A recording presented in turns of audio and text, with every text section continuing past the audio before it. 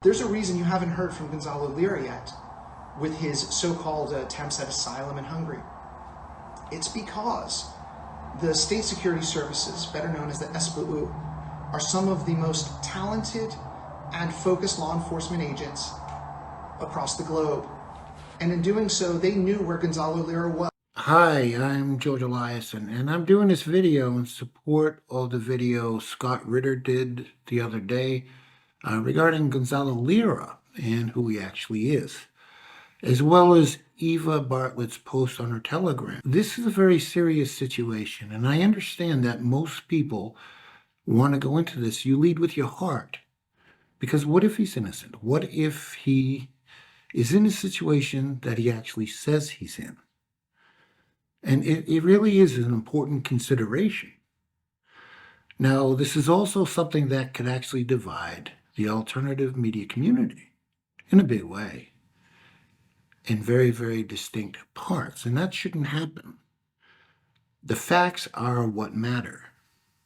Now, on the one hand, you have Scott Ritter, Eva Bartlett, and what I'm saying now. On the other, you have supporters of Gonzalo Lira like the Gray Zone or the Duran. And this isn't something that should be up for debate. The actual facts surrounding this should be looked at. And all the Gray Zone or the Duran people need to do is answer these points. You see, I take no pleasure in this. This isn't the kind of journalism I do. We'll start with metadata. Scott Ritter talked about data and metadata and how that can affect you. First, let's start with data. And over the last month, Gonzalo Lira himself said he was reaching out to people he thought could help them. Well, I've talked to a couple of them. And one of them said over and over again, he was trying to get their physical address. Why would Gonzalo Lira in Ukraine need their physical address? And keep in mind, these people are very much in the reach of the SBU. And the SBU are not known for being gentlemen or nice guys. As a matter of fact, the SBU was rebooted in 2014 by Nalavichenko, who replaced all the experienced officers and investigators with Triza Bandera members. Triza Bandera is the leadership group for Right Sector, which was an umbrella for every nationalist group in Ukraine during Maidan. It's led by Dmitry Yarosh. Those people are not neo-Nazis. They're actual Nazis. As a matter of fact, after the Soviet Union split up, a World War II criminal, the last living Nazi leader on earth, who was never punished for anything, went back to Ukraine, got elected to the Rada out of Lviv, after she started her political party, the Organization of Ukrainian Nationalists, and started Triza Bandera as her militant wing, and Dmitry Yarosh was her bodyguard. That's the SBU today. So, we have Gonzalo Lira making phone calls from Kharkov, asking exactly where do you live, to somebody that is in reach, and Americans and others, they're in reach of the SBU, knowing full well that the SBU is listening to everything he says. Now that's if he's innocent. He did this knowing the SBU was listening to everything he said. This says a lot about his innocence, doesn't it?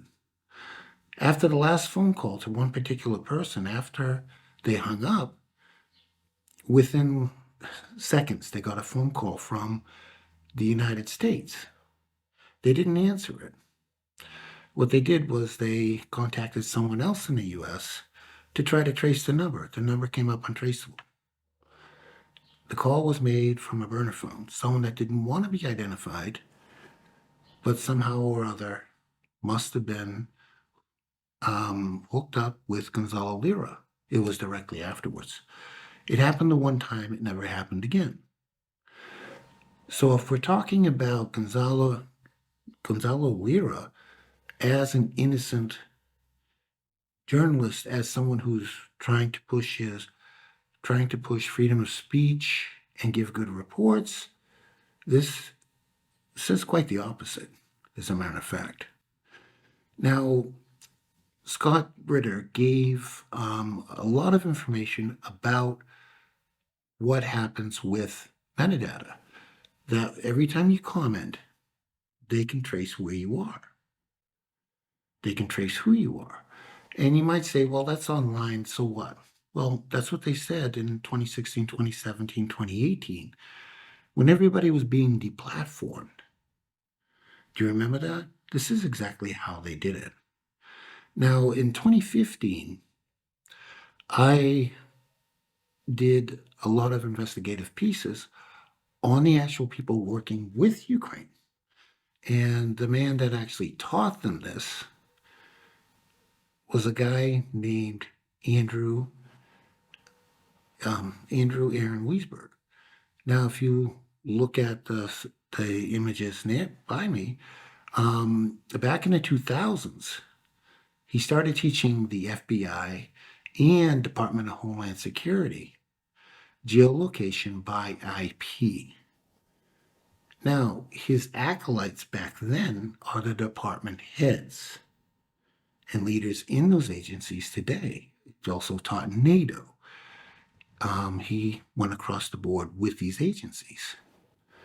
He considers himself an unsworn law official, and he was hired at the beginning of 2015 by a group called Strategic Communications Laboratories and IOTA Global to teach the Ukrainians how to locate people, geolocate them by IP. Now, his MO all the way through the 2000s was to locate you, call your employer, tell them you are a traitor to your country, try to get you fired. If you had a website, he would call your server company, try to get your website thrown off. They were demonetizing people. Flash forward to 2016, 2017, 2018, they perfected it and they were deplatforming people. Now, he did this with Bellingcat, and they got the Ukrainians up to speed, and this resulted in the origin of Miratovitz. It was actually him, Bellingcat, and a group that was put together by SCL called Inform Napalm. That's what that was about. Now, everybody calls Miratovitz a hit for hire site. What they don't know, because they took this down fairly quickly after I exposed it, they used to list bounties on the site. If you kill this one, $20,000, that one, and so on. And you can see in this image that where Wiesberg refers to Eric, he's actually referring to Eric Toller, who he works with for Ukraine. Now, all this started in 2015. If you look at this document where he talks about it, what I didn't show was down below, there are a few hundred visitors to that site that were geolocated. And he's commenting that most of them were at work at the time. This shows the data right down to the operating system and browser they're using. Not just a location. It was a great tool for hackers. And that's who they were turning it over to. Now, how does this flesh out to what Scott was talking about? Well, Lira is with the SBU. And everyone that's commenting on his videos, everyone that's trying to help them, all this metadata, IP data, location data, and all the trappings that go with it, where do you work, where do you live, it's all being collated. And what I think we're looking at is Purge 2 going to happen fairly soon. And I think that's what this whole thing was meant to set up. Now, I want to show you in a very graphic way how dangerous metadata collection can be. While I was writing these stories about these companies doing this and setting up Ukraine, I outlined some of the tools in play. One of them was called Facebook Stalker, another one was Creepy. Now, with Creepy, you can literally see the scene. You can see the tweeter where they are on a street using Google Street View. On Google Maps, it shows every point that they're tweeting at. So if someone's very, very active, in real time, you can see where they're standing. Take it down to Google Street View, and you have the Google Street View of what they're looking at. That's how fast data moves. So if someone wants to target you, if you're tweeting, like Gonzalo Lira is tweeting, they know exactly where he was all the time. This is going back 8 years. Imagine how much this technology has evolved since then. You can start by creating a new project and specifying the targets that you want to geolocate using Creepy. Select it here and click the button that says Analyze Current Project, or just right click on it and select the Analyze Current Project from the menu there. Just hit the button there. You can see that the project is being analyzed. And this can take from a few seconds up to a few minutes, depending on how much information the user has on the specific enabled plugins and how many plugins were part of the target project. So depending on how many tweets the user has in his Twitter account, or how many uploaded pictures on Flickr or on his Instagram account, that might take a while. So you can see that project analysis is complete, and that's the results that you get from my account. And let's just zoom out to see a better view of it. So on the right side is the allocations list, which contains all the allocations that Creepy was able to retrieve from the available plugins. You can get the date and the location name if there's any. So just move in here and see some of the retrieved locations. You can see there was a in New York.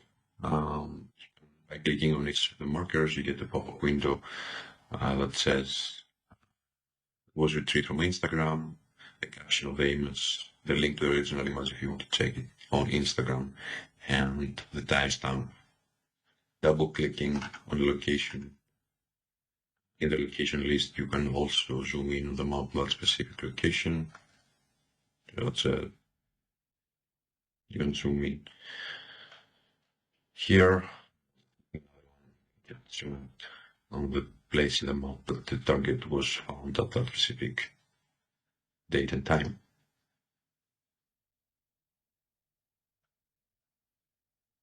And you can also have a view of a heat map instead of markers on the map. That's generally useful when you have a target with many retrieved locations.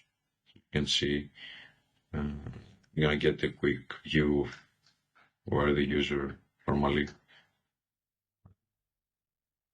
hangs out or is found.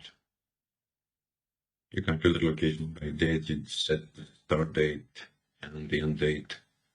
So let's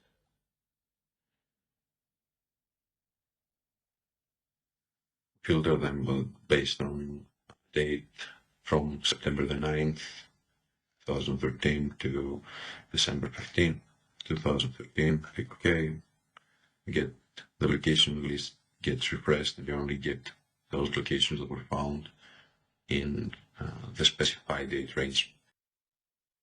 So another thing to remember is that you can use the map part of Creepy's interface as you would normally use your Google Maps on the browser. So you can go into satellite view, or when you identify a specific location, just go zoom in on that and just enable Street View, that you can go in, see exactly where your target was at a specific time, and do all kinds of reconnaissance or information gathering for a specific location. With Facebook Stalker, what that technology does is it shows every point that you use social media on. So you could literally track someone throughout the day without bothering with a map and show the overlay. And where it shows the concentration, it's generally where they live. That's how you find the easy way to find out where someone lives, by the way. Again, 8 years ago, these technologies, these softwares have been really updated since then. But that's how easy it is to locate people. And that's why it's important to use VPNs and do the things to protect yourself today. So with Gonzalo Lira engaging all these people all the time, what's he have? Like 100,000 people on this new YouTube account. Every one of them that comments, they're being cataloged. And if it's someone of influence, the goal wasn't to try to get everybody, but you're always looking for nexus points where the information starts to go viral. All you need to do is take those out. So you can get those people deplatformed if they're out of reach. Or in the case where Gonzalo was trying to get physical addresses, you could actually take them out. And like Mayor Torvalds, take them out. And that is a big deal. Now, the idea that Gonzalo Lira could work freely in Ukraine, honestly, it's a joke. When he first came up, I didn't know who he was. Someone asked me, well, hey, can you check this guy out? He's for real. This is odd. I started by looking into him. Who is he? What's his history? A little bit. Okay. I watched one of his videos. He said his location. It was before he went to Kharkov. I just came back. I didn't need to know anything else. Not based on my experience. I've been in Donbass since 2012. I've been here the entire time. Gonzalo Lira would have lasted a day and a half if they didn't actually want him doing what he's doing. A day and a half. You see, the SBU are nationalists. They're part of Trezor-Benderi. And if they themselves will say, oh, no, I have a badge, I can't do that. All they do is make a phone call. Hey, here's the guy, here's where he is, here's his habits. He would have disappeared. People get mugged. Robberies go bad. It's the way it happens. Does it make the news? No. There have been at least 2 or 3 cases where guys friendly to Ukraine tried to join these nationalist groups to go fight the Russians, and they weren't nationalists enough. They weren't tribalist enough. So they were found knifed in the bathroom on the city street. Well, apparently mugged. Really didn't make many newspapers, but it happened a couple of times over the years. And this is before 2022. After 2022, with the uproar in media and everything, couldn't have understood that the Ukrainians would be upset and someone would do something like that. Again, not very sensible. So Lira also, another thing that he was doing, now we're saying, he got out of prison. He told someone he had an ankle bracelet. He was under house arrest. But then he said his curfew was from 11 p.m. to 6 a.m., which is martial law. I have the same curfew in Donbass. Everybody in the war zone has the same curfew. He can travel throughout the day wherever he wants, which doesn't say a lot for house arrest in Ukraine, does it? Then he turned it into he doesn't have a bracelet, he doesn't have an ankle bracelet, and he was out on parole. Now, with a court date that close, they gave him his passport back? Is this for real? He's free to travel everywhere he wants. He has his phone, internet access. He's tweeting all over the place, and no one's seeing this. And I've already told you, this is what they're doing. It's not even up to question. They knew exactly where he was every moment of every day. Very, very easy. Bellingcat also taught them how to leverage security cameras on the street. And they, in the lesson, and I saw it on video, they were going street to street to street following somebody in a car that the nationalists wanted arrested. And Eric Tola was showing him how to do that. It's not very, very difficult. Not today. And this isn't hacking. This is using what's actually there and available. So the idea that he could have gotten out of their view for any amount of time, and he had a telephone on or even off, just in his possession, is just ludicrous. It's ludicrous. Gonzalo Lira did everything he could do to get caught again. I'll go to the border post. That's what I'll do. He's already in the system. And he knows that. Honestly, he would have been better off going to the U.S. Embassy or just jumping on a plane in Borispool. Those were the two better options. He didn't want to go through a field. Well, yeah, I wouldn't either. But those were the two better options for him than what he did. And waiting so long. Now, keep in mind, he's doing 15-minute videos, but he did 3 of them. That's 45 minutes he's sitting there, 5 kilometers from the border, plus the time in between, plus the time he sat there and thought about while he was making it. And he looked upbeat about it. You know, someone told me, well, a lot of people, they don't show stress. Well, yeah, a lot of people don't. And that's a given, but there are tells.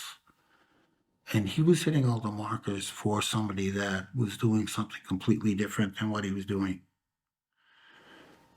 So we have all of that. When he was in prison, he talked about torture. Now, to the person that talked to him directly, he said he was threatened with a toothpick and the food was cold. That was a torture. Now, he says his eye was scratched with a toothpick. Now, your eye heals faster than any other part of your body. It heals. But if you scratch it with a rough cut, and the flap develops because the flap's there because of the cut, which meaning the part of the cornea folds out, you're in a lot of trouble. His eye would not have looked clear. He would not have looked normal. He would have either had to have covered it to keep the light out. He would have been in a lot of pain. I know this because my wife had a scratched cornea about 25 years ago, had to have eye surgery. Now that's if the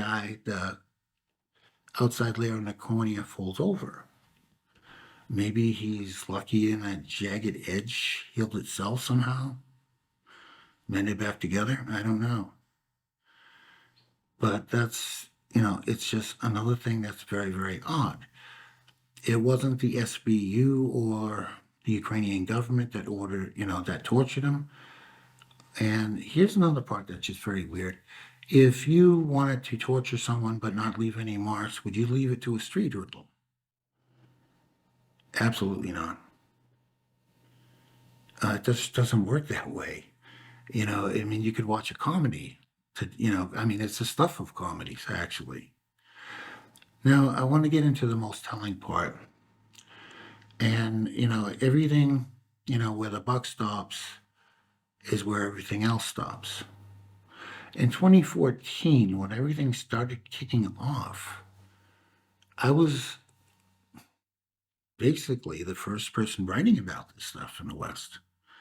Ukraine's reaction to that, and it was very odd at the time. They weren't organized.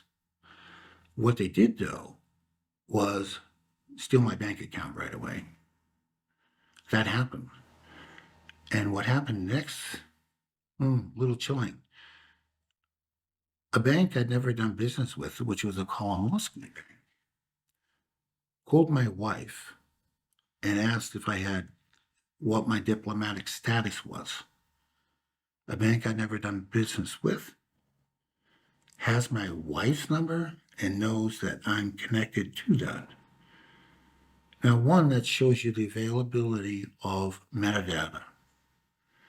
Two, that shows you, even when a group is as unorganized as they were at that point, because they had SCL, IOTA Global, professionals like Andrew Aaron Wiesberg and Bellingcat alumni working with them, they were able to do something with that data.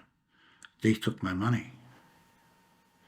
And this is why when I was asked, who is Gonzalo Lira, way back at the beginning, I said SBU.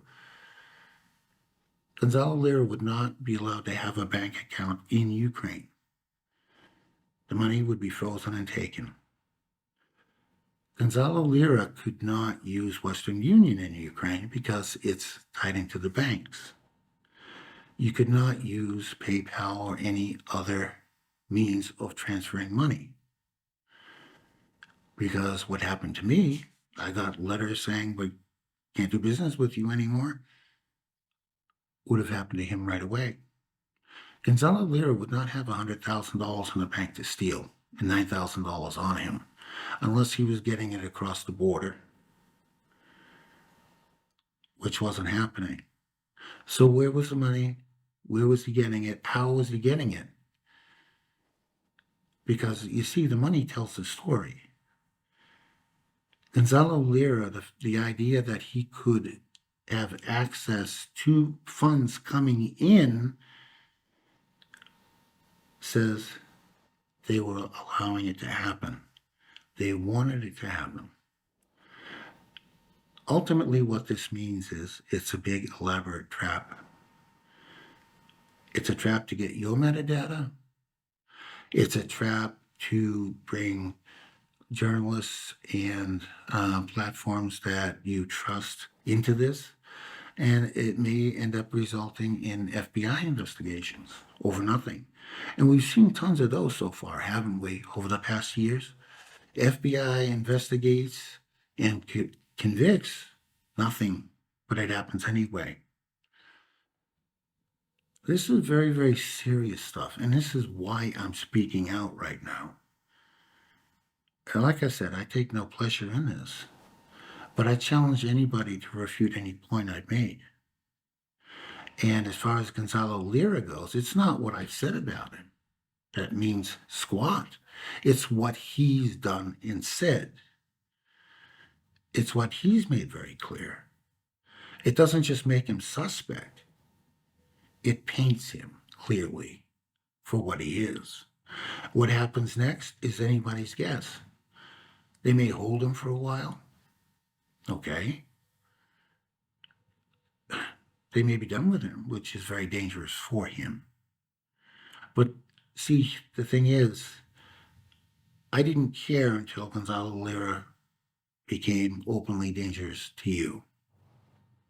And I've been through this before. In one of the examples, if you look towards the beginning of the video, where I showed those examples, the example with hundreds of people that already had been, their metadata, locations, where they worked, had been exposed already.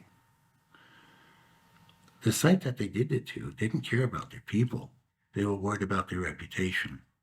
And quite frankly, they tried to get me blackballed out of media altogether. Went out of their way to try to do it. Do we have a responsibility to people if we call ourselves journalists? I would think that comes first. At least that's how I view it. And if you're looking, Scott Ritter does, Eva Bartlett does. There are a lot of great journalists that do. So give them a fair hear. And you can't look at this with your heart first. Gonzalo Lira made it clear why you can't. You have to look at this with your head first. Because I understand, and if you want the truth, I want to be damn wrong. I do. I want to eat crow on this, but I know I'm not going to. Why? because somebody's reaching out for help. Somebody's reaching out for help. And you don't want to be the guy throwing a drowning swimmer a rock. But in this case, I don't see anything else going on other than Gonzalo's exactly where he wanted to be and where the Ukrainians wanted him to be, which is working. I'm George Eliason. Thank you.